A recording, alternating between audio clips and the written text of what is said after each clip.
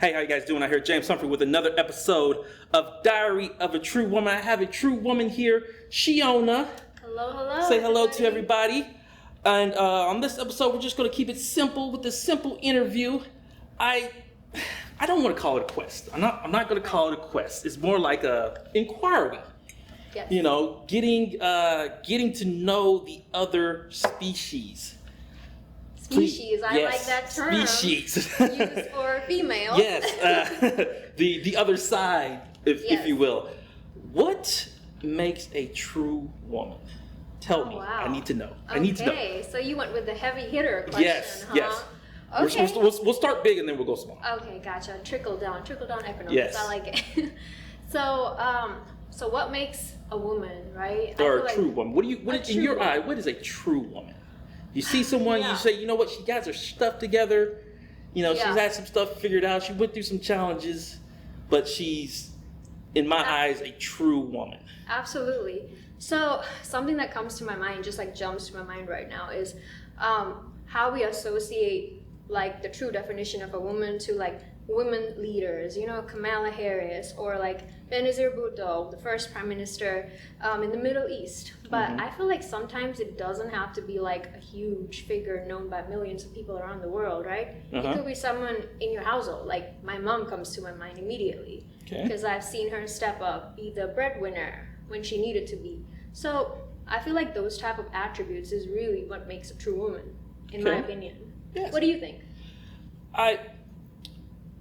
In the same context of that, like my mother had to step up, become the breadwinner, and you know she went through a lot, just with me growing up and everything else. You know, she took care of 3 kids, and my dad wasn't working, so he was more or less at the home. So they more or less switched roles in that sense. Yeah, very similar situation. Yeah, and so in my eyes, most definitely when it comes to a true woman, I most definitely think of my mom.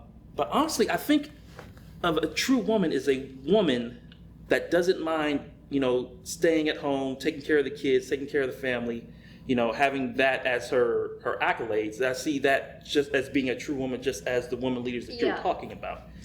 That is really interesting. Yeah, of course, with like, you know, social media and modern women and things of that nature, they think as a true woman is getting the bag and doing this and doing that. Super liberated, right? You know, I mean, it's like that's what kind of brought this series together. Was like, okay, there's so many different opinions on what makes a true woman, you know, but what is the real definition of it?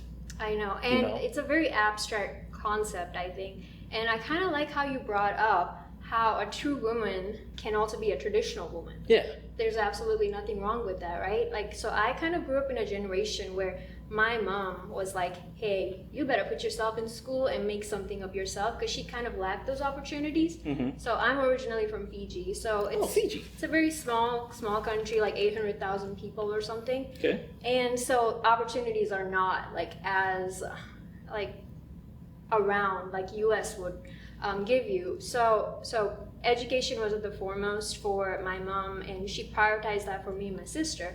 But so I never thought about getting married, things like that, the traditional mindset. But then honestly, the 21st century women, I feel like sometimes lose sight of the bigger goal, you know, because after you build your career, after you kind of get your bag, right? I mean, sometimes you want to be fulfilled, and like your career is not going to be the only thing that makes you happy. So I feel like it's also kind of like being well-rounded too. Okay. So yeah, that's kind of an interesting take, especially in the 21st century, where it's always a fight. It's like, hey, do you want to give in? Do you want to stay at home, or do you want to pick your career? And I feel like there could be a balance between the two. What are some of the challenges you've, I guess, overcome as in your journey to being a true woman?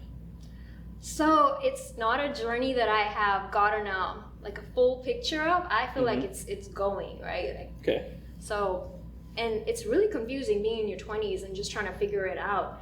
But being a woman in like my early 20s has been very different from like being over 25 and then kind of getting closer to 30, and then now it feels somewhat very different. You know, you get those questions about, hey, so like what do you think about having kids and things like that? And I'm just like, I haven't really thought about it. And then, but then you see people your age, they start families, stuff like that. I mean, it's a little different. Like, I feel like sometimes you're taught to kind of follow society's like order and then do things in order, right? Like, graduate, get your degree, get your first job, then get married, and then have babies, buy your house, stuff like that. And then if you just kind of taper off that line, then people look at you kind of strange. You're kind of like, what's she doing in her life? So I'm kind of tiptoeing around that. Like, do I really fit the fabric of society right now? And so I'm kind of like lost. I'm exploring, but it's really cool, you know? I do things traditionally some ways, but then I also have outlets where I can like explore and just do my own thing as a person, regardless of my gender or my sex. Well, does your definition of a true woman change over time? Because, I mean, if you think about it, you know, you mentioned something about your early 20s until, I'm assuming, going into your late 20s. Yeah. But from childhood, even then, does your definition of a true woman change? I think so, for sure. So early 20s, so I was kind of telling you my background, right? Like, my mom kind of focused education, building a career.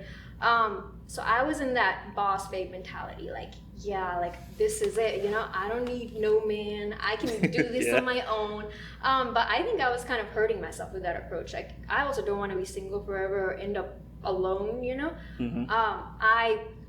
So I feel like when we're early 20s, we just really think like we want that man to be like 6'5" tall, be a multi-millionaire before I get to talk to him. Just really stupid stuff. And so I was kind of delusional in that regard. To me, my friends, like everybody around me kind of like had that mentality too. But then, of course, I matured and I grew out of that. Like, no, that's really stupid, because if a man did that to me, like, hey, are you like, you know, are you meeting your goals? Like, how much money are you bringing to the table? You know, they could also do that to us. So it's those standards sometimes that needs to go away and to stop being delusional. So I feel like in that part, I matured. And like a lot of girls, as you get older, closer to 30, you just kind of like become more realistic. I guess, does that change the friendships that you have with your friends and the people around you? I think so, because there's there's still some people, girls too, they actually don't grow out of that mindset, you know, like, they're still kind of, I'm sure you do.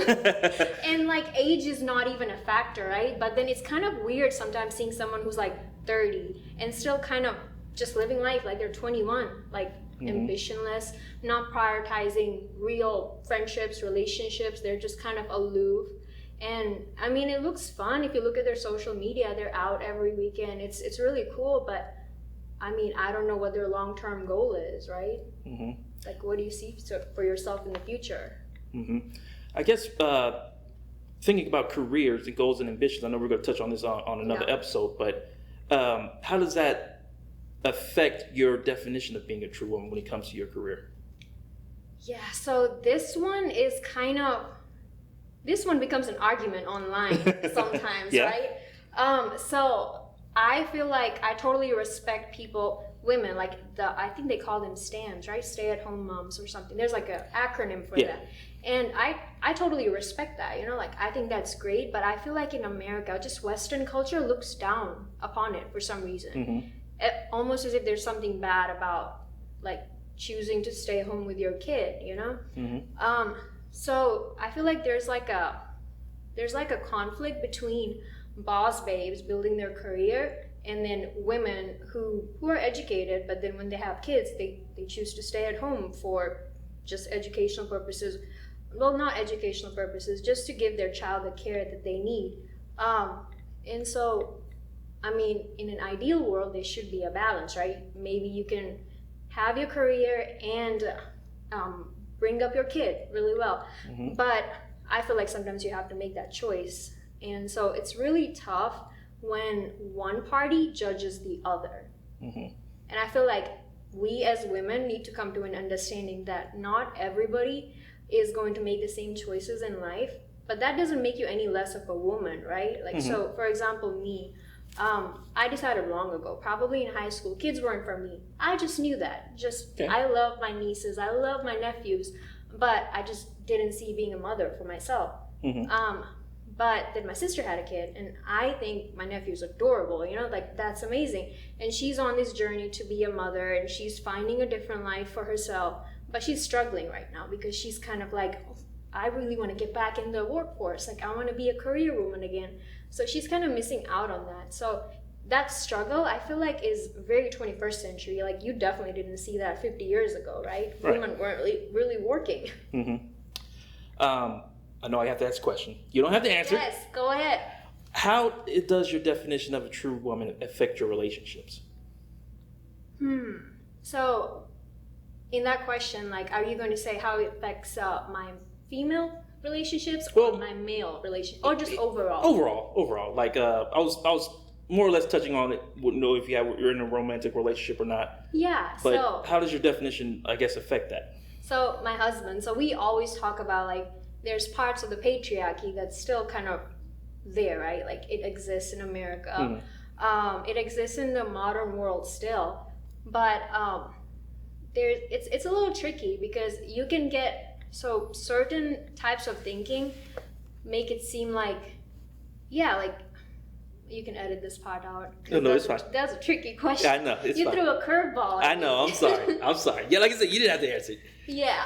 So, I mean, if I have to think about it, yeah, I mean, definitely. It's just that I just don't want to pick a side that's too conservative, right? Like, I don't want it to be like, oh, yes, I support feminism, but not at the expense of men, right? Like, there needs to be a balance, I feel like, sometimes.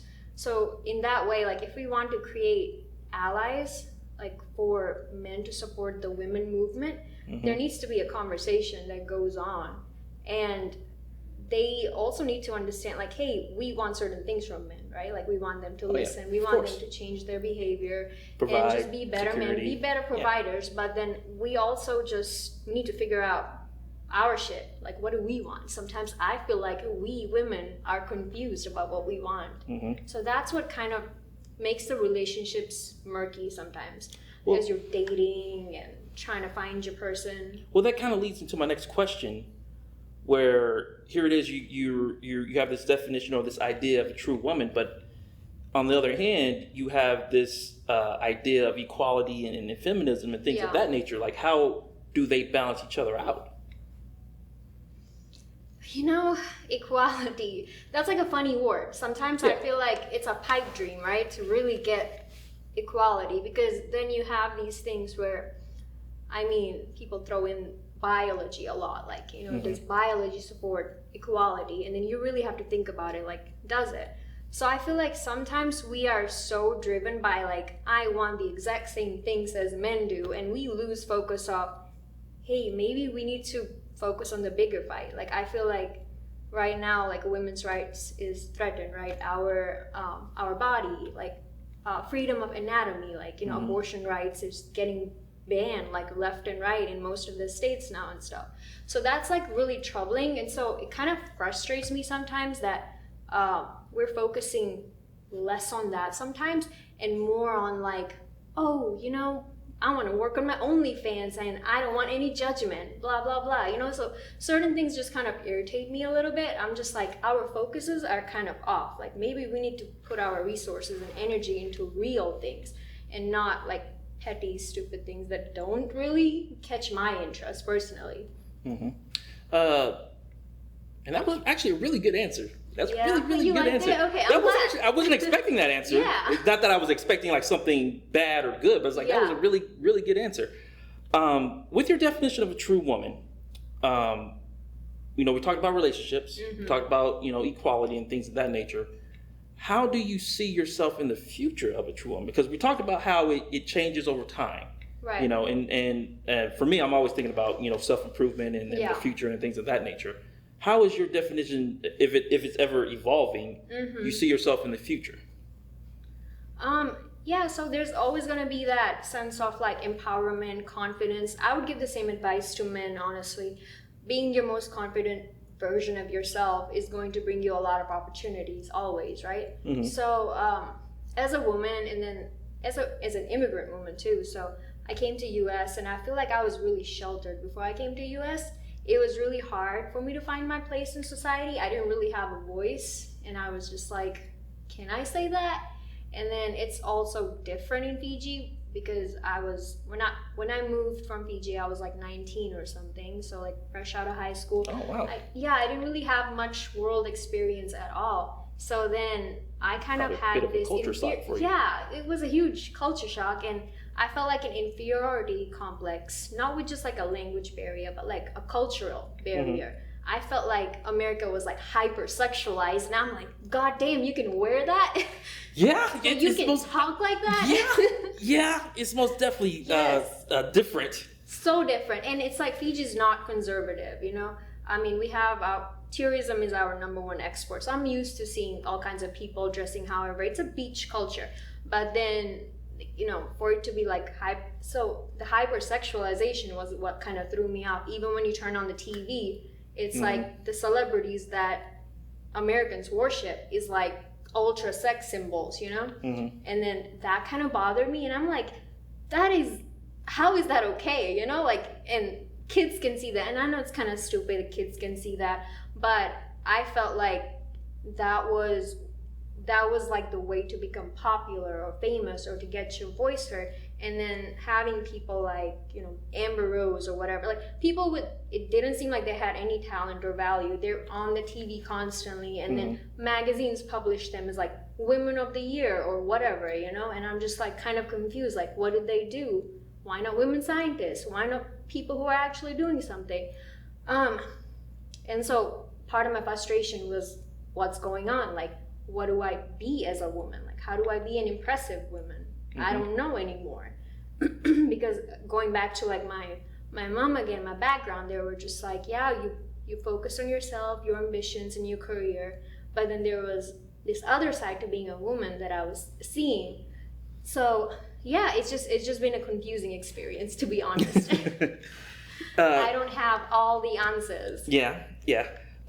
Speaking of sexuality, because we all know the uprising of OnlyFans and sex workers and things of that nature.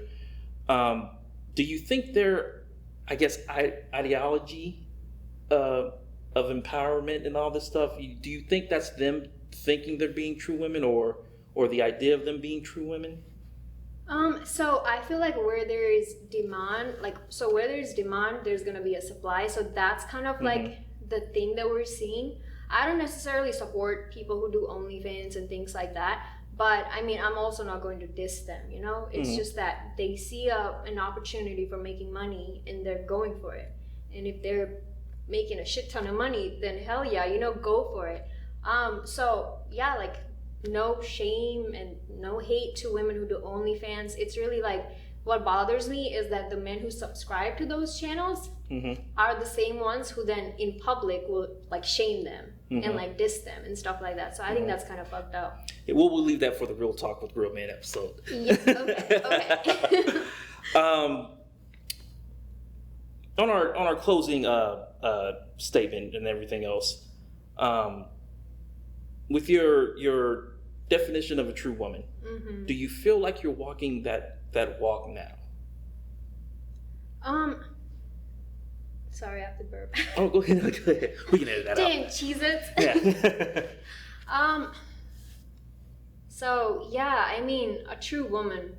So again, I feel like it's not being that one perfect woman with all the right attributes. It's just doing the best that you can. And then part of that is not just being the best version of myself as a true woman or like a true person.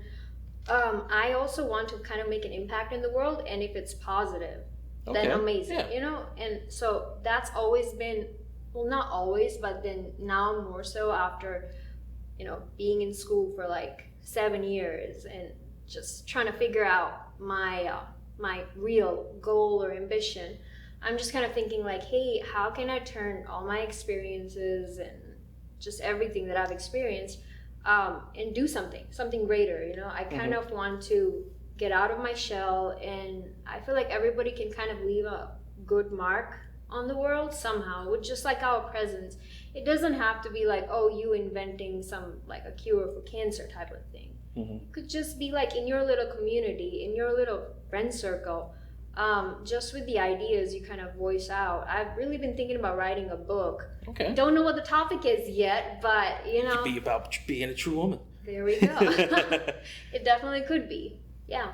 All right. Well, that's good. Shiona, it was a very nice meeting you. Very good interview. Very good episode of Diary of a True Woman. We'll see you guys next time. James, host. I'm not important, obviously. See you guys. Thanks.